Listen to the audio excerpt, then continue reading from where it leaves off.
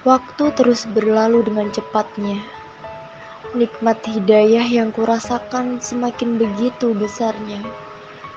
Aku masih terus berbenah menjadi pribadi yang baik. Aku tahu pintu taubatnya Allah selalu terbuka untuk hambanya kapan saja, selagi hambanya benar-benar ingin mendekatinya. Ya Allah, ampuni aku dan terimalah taubatku. Suatu ketika ibu Bang Ranu menelponku, menanyakan kabarku dan Kalila putri kecilku. Assalamualaikum Naya. Waalaikumsalam Bu. Ibu kangen Kalila Nay. Lama banget gak ketemu ya. Pasti tambah gemesin ya cucu ibu. Iya Bu, alhamdulillah. Kalila baik dan sehat Bu. Tambah aktif dan lucu. Gimana kabar Bang Ranu Bu? Alhamdulillah Nay. Ranu sudah semakin baik. Walau belum 100% sembuh, tapi sudah lebih baik pokoknya. Bahkan udah bisa bantu bapak ibu di sawah. Masya Allah. Alhamdulillah ya Bu. Semoga Bang Ranu bisa sembuh total. Amin, amin. Naya, kenapa kamu belum nikah?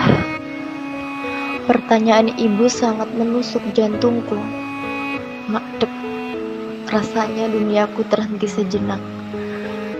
Kenapa ibu bertanya seperti itu? Belum Bu. Naya belum mikirin mau nikah lagi. Kenapa Nay? Kamu cantik, masih muda dan solehah. Apa kamu tidak ingin menikah lagi? Madep. Ibu mulai membuatku curiga. Apa iya ibu akan memintaku rujuk pada Bang Ranu? Atau ibu ada sesuatu? Jodoh Naya belum datang Bu. Jadi Naya belum mikirin mau menikah. Ku jawab sekenanya bibirku bicara. Aku tak punya alasan kuat kenapa aku belum ingin menikah. Ranu sebenarnya sudah bisa diajak ngobrol Nay. Ranu mulai ingat kamu dan Kalila. Jantungku terus berdegup kencang. Aku bertambah curiga. Ada apa dengan ibu? Iya toh Bu. Nah terus gimana? Ibu ajak bicara pelan-pelan Nay.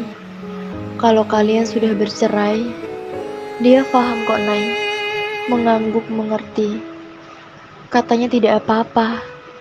Naya memang harus bahagia. Begitu jawabnya Nay. Aku terdiam terpaku. Sudah tak bisa membayangkan seandainya Bang Ranu mengajak rujuk denganku. Aku belum siap. Walau aku pernah menjadi orang yang menyakitinya, tapi rasanya sudah tidak bisa hidup dengannya lagi. Aku tidak bisa memaksakan hatiku untuk menerima dia lagi. Semoga Bang Ranu sembuh dan menemukan jodoh yang lebih baik daripada aku. Aku sudah move on dengan semua kisah cintaku, rumitnya masa laluku. Aku ikhlaskan semua yang telah terjadi. Hingga suatu ketika selepas kajian, Ustadz Fikri dan istrinya mengajak bicara padaku. Mbak Naya, apakah kamu tidak ingin menikah? Tanya Ustadz Fikri setelah kejadian Mas Raya melamarku terlewat 6 bulan yang lalu. Aku kaget ketika Ustadz Fikri bertanya seperti itu padaku. Beliau hampir tak pernah membahas tentang satu ini. Ya pengenlah Tat, tapi belum kepikiran mau menikah lagi. Kenapa? Bukankah dengan menikah itu akan menentamkan hatimu? Akan menyempurnakan separuh agamamu? Aku terdiam mendengar Ustadz Fikri bicara. Entah mengapa sampai saat ini aku masih enjoy sendiri menikmati fase hijrahku. Seandainya ada lelaki soleh, dan Ustadz sangat mengenal lelaki itu dengan baik, apakah kamu mau menerima lamarannya, Mbak? Aku tersuntak. Kenapa Ustadz Fikri berkata seperti itu? Serius sekali raut wajahnya. Tak ada tanda-tanda beliau sedang bercanda. Entahlah, Tat. Aku belum siap. Seandainya anak laki-lakiku, Ustadz Faisal, melamarmu, apakah engkau akan menolaknya? Hah? Ustadz Faisal? Anak pertama Ustadz Fikri yang menduda 3 bulan yang lalu, yang istrinya meninggal karena sakit paru-paru. Aku sangat mengenal mereka berdua. Betapa mereka pasangannya sangat harmonis. Ustadz Faisal yang menggantikan Ustadz Fikri mengisi kajianku ketika Ustadz Fikri sedang sibuk. Aku sangat tahu Ustadz Faisal laki-laki yang soleh. Akhlaknya kepada istrinya sangat luar biasa. Aku tak bisa berkata apa-apa. Aku sangat speechless. Gimana Mbak Naya? Apakah kamu mau menerima Ustadz Faisal menjadi pendamping hidupmu? Ya Allah, Tat. Rasanya saya tak pantas menikah dengan seorang ustadz sebaik Ustadz Faisal. Saya hanya wanita yang biasa saja. Tak ada sedikit pun istimewanya. Allah yang lebih tahu, Mbak. Biar Allah yang menilai, bukan saya atau orang lain. Dan aku tersenyum bahagia. Betapa skenario Allah sangat indahnya. Bagaimana aku bisa menolak lamaran seorang lelaki soleh seperti Ustadz Faisal? Bukankah menerima lelaki soleh itu sangat penting dalam hidup kita?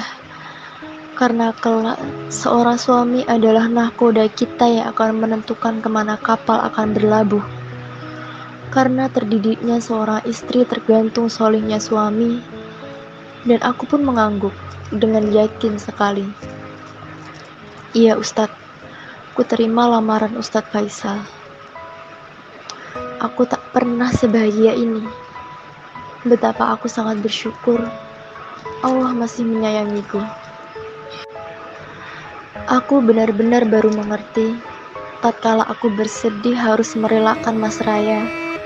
Tatkala Allah memisahkan cintaku dengan Mas Raya, ternyata Allah siapkan seseorang yang lebih baik daripada Mas Raya.